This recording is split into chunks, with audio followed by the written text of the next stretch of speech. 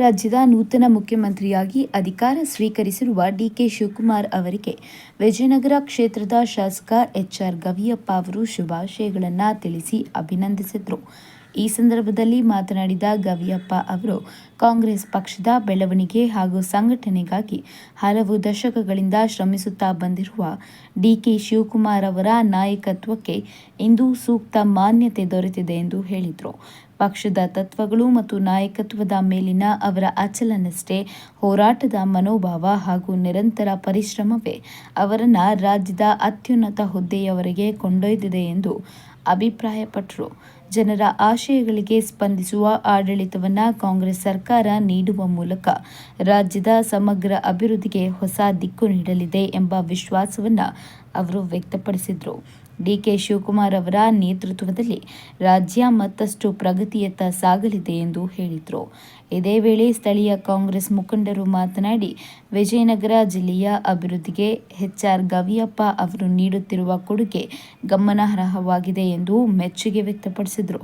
ಕ್ಷೇತ್ರದ ಜನರ ಸಮಸ್ಯೆಗಳಿಗೆ ಸ್ಪಂದಿಸುತ್ತಾ ಪಕ್ಷದ ಸಂಘಟನೆಯಲ್ಲಿ ಸಕ್ರಿಯವಾಗಿ ತೊಡಗಿಸಿಕೊಂಡಿರುವ ಅವರಿಗೆ ಸಚಿವ ಸಂಪುಟದಲ್ಲಿ ಸೂಕ್ತ ಸ್ಥಾನವನ್ನು ನೀಡಬೇಕು ಎಂದು ಕಾಂಗ್ರೆಸ್ ಹೈಕಮಾಂಡ್ಗೆ ಆಗ್ರಹಿಸಿದರು.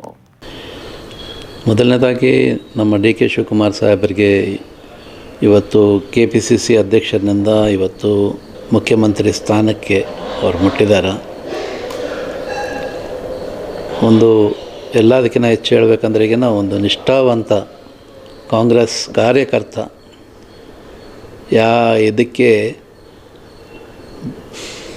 ಎಷ್ಟು ಕಷ್ಟ ಬಂದರೂ ಕೂಡ ಹಿಂದೆ ಸರಿದಂಗೆ ಪಕ್ಷದ ಜೊತೆಗೆ ನಿಂತ್ಕೊಂಡು ಪಕ್ಷ ಬೆಳೆಸಿ ಇವತ್ತು ನಮ್ಮ ಕಾಂಗ್ರೆಸ್ ಹೈಕಮಾಂಡ್ ಸೋನಿಯಾ ಗಾಂಧಿ ಮತ್ತು ರಾಹುಲ್ ಗಾಂಧೀಜಿ ಮತ್ತು ಮಲ್ಲಿಕಾರ್ಜುನ್ ಖರ್ಗೆಜಿ ಮತ್ತು ಪ್ರಿಯಾಂಕಾಜಿ ಇವರೆಲ್ಲರದು ಅವ್ರ ಮೇಲೆ ಇಟ್ಟಿರೋ ವಿಶ್ವಾಸ, ನಾವೆಲ್ಲ ಪಕ್ಷದಲ್ಲಿರೋ MLA ಮೇಲೆ ವಿಶ್ವಾಸ ಇಟ್ಕೊಂಡು ಹೇಳ್ತಿದ್ವಾಗಲಿ ಹೈಕಮಾಂಡ್ ಮೇಲೆ ಆಮೇಲೆ ಇಟ್ಕೊಳ್ರಿ ಅಂತ ಹೇಳ್ತಿದ್ವಿ. ಬಟ್ ಸಾಹೇಬ್ರು ಮಾತ್ರ ಹೈಕಮಾಂಡ್ ಮೇಲೆ ಒಂದೇ ವಿಶ್ವಾಸ ಇಟ್ಕೊಂಡಿದ್ದ. ಹೈಕಮಾಂಡ್ ಕೊಟ್ಟರೆ ಕೊಡಲಿ, ಅವಾಗ ತನಕ ನಾನು ಎಲ್ಲಿಗೂ ಹೋಗಂಗಿಲ್ಲ, ಯಾರ ಹತ್ರ ಹೋಗಂಗಿಲ್ಲ ಅಂತ ಕಾರ್ಯಕರ್ತನಾಗೇ ಇರ್ತೀನಿ. ಆದರೆ ನಾನು ಕೊಟ್ಟರೆ ಹೈಕಮಾಂಡೇ ಕೊಡಬೇಕು, ಆಮೇಲೆ ನನ್ನ ಸೇವೆ ಎಲ್ಲರಿಗೂ ಮಾಡ್ತೀನಿ, ಎಲ್ಲ MLAಗಳಿಗೆ ನಾನು ಮಾಡ್ತೀನಿ ಅಂತ ಹೇಳ್ಬಿಟ್ಟು ಒಂದು ಶ್ರದ್ಧೆ, ಒಂದು ನಿಷ್ಠೆಯಿಂದ ಏನು ಮಾಡಿದಾರಲ್ಲ, ಇವತ್ತು ನಮಗೆ ತುಂಬ ಹೆಮ್ಮೆ, ಒಂದು ಗೌರವ. ಅವರು ಇವತ್ತು ಆ ಸ್ಥಾನಕ್ಕೆ ಬಂದಿದ್ದಾರಲ್ಲ, ಬಹಳ ಖುಷಿಯಾಗಿದೆ ನಮಗೆಲ್ಲರಿಗೆ. ಸರ್, ನೀವು ಪ್ರಬಲವಾದ ಸಚಿವ ಆಕಾಂಕ್ಷಿಯಾಗಿದ್ದೀರಾ ಸರ್? ಅದು ಎರಡನೇ ಮಾತು. ಬಟ್ ಫಸ್ಟ್ ನಮ್ಮ ಅಧ್ಯಕ್ಷರು ಮುಖ್ಯಮಂತ್ರಿ ಆದ್ರಲ್ಲ, ಅದು ಭಾಳ ಖುಷಿ ತಂದೈತೆ ನಮಗೆಲ್ಲರಿಗೆ. 28ನೇ ಚುನಾವಣೆ ಬರುತ್ತಲ್ಲ ಸರ್, ಅದಕ್ಕೆ ಇನ್ನೂ ಒಂದು ಶಕ್ತಿ ಬಂದಂಗೆ ಆಗುತ್ತಾ ಸರ್? ಉತ್ತೇಜನ ಕೊಟ್ಟಾಗ ಆಗುತ್ತಾ? ಇವಾಗ ಕಾಂಗ್ರೆಸ್ ಕಲರ್ ಬಂತಲ್ಲ ವಾಪಸ್, ಇಷ್ಟು ವರ್ಷ ನೋಡಿಲ್ಲ ನಾವು. ಇವತ್ತು ನಮ್ಮ ಡಿ ಕೆ ಶಿವಕುಮಾರ್ ಸಾಹೇಬರು ಬಂದ ಮೇಲೆ ಇವತ್ತೆಲ್ಲ ಕಡೆ ಕಾಂಗ್ರೆಸ್ ಕಲರ್ ಕಾಣಿಸ್ತಾ ಇದೆ. ನಮ್ಮ ಡಿ ಕೆ ಶಿವಕುಮಾರ್ ಸಾಹೇಬರು ಇವತ್ತು ಮುಖ್ಯಮಂತ್ರಿಗಳು ಆಗಿದ್ದಕ್ಕೋಸ್ಕರ ನಮ್ಮ ರಾಜ್ಯಕ್ಕೆಲ್ಲ ಒಳ್ಳೆಯದಾಗುತ್ತೆ. ಅವರಿಗೆಲ್ಲ ಅಭಿನಂದನೆಗಳು ನಾನು ಸಲ್ಲಿಸ್ತಾ ಇದ್ದೀನಿ ನನ್ನ ಹೊಸಪೇಟೆ ಕ್ಷೇತ್ರದಿಂದ. ಮೂಲತಃ ನಾವು ಬಳ್ಳಾರಿಯವರು, ಹೊಸಪೇಟೆ ನಿವಾಸಿಯಾಗಿ ನಾನು ಶಾಲೆ ನಡೆಸ್ತಾ ಇದ್ದೀನಿ.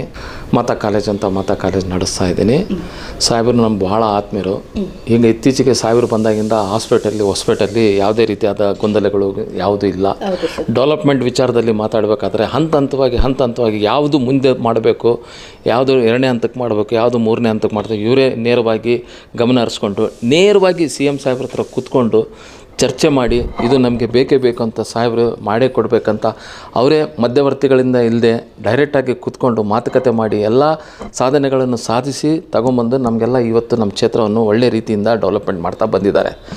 ಈಗ ನಮ್ಮ ಕ್ಷೇತ್ರಕ್ಕೆ ಕಂಪಲ್ಸರಿಯಾಗಿ ಮಿನಿಸ್ಟರ್ ಸ್ಥಾನ ಬೇಕೇ ಬೇಕು. ಹಂಗಾಗಿ ಸೀನಿಯರ್ ಆಗಿರೋದ್ರಿಂದ ನಮ್ಮ ಸಾಹೇಬರು ಪಕ್ಷಕ್ಕೆ ಸಾಹೇಬರು ಮನೆತನದವರು, ಸಾಹೇಬರು ಅಣ್ಣಂದಿರು, ಸಾಹೇಬರು ಅಪ್ಪಂದಿರು ಎಲ್ಲರೂ ನಿಷ್ಠೆಯಿಂದನೇ ದುಡ್ಕೊತಾ ಬಂದಿರೋದು ನಾನು ಕಣ್ಣಾರೆ ನೋಡಿದ್ದೀನಿ, ನನಗೂ ಗೊತ್ತಿರೋ ವಿಷಯ. ಹಂಗಾಗಿರೋದ್ರಿಂದ ಸ್ವಲ್ಪ ಆದಷ್ಟು ಬೇಗ ಅವಕಾಶ ಮಾಡಿಕೊಡ್ಬೇಕಂತ ತಮ್ಮಲ್ಲಿ ಕಳಕಳಿಯಾಗಿ ನಾನು ಕೇಳ್ಕೊಳ್ತೇನೆ. ಈಗ ಡಿ ಕೆ ಶಿವಕುಮಾರ್ ಸಾಹೇಬಿನ ಹೊಸ ಸಂಪುಟದಲ್ಲಿ ನಮ್ಮ ಸಾಹೇಬರಿಗೆ ಸಂಪುಟ ಸ್ಥಾನವನ್ನು ಕೊಡಬೇಕಂತ ನಾವು ಕೇಳ್ಕೊಳ್ತಾ ಇದ್ದೀವಿ.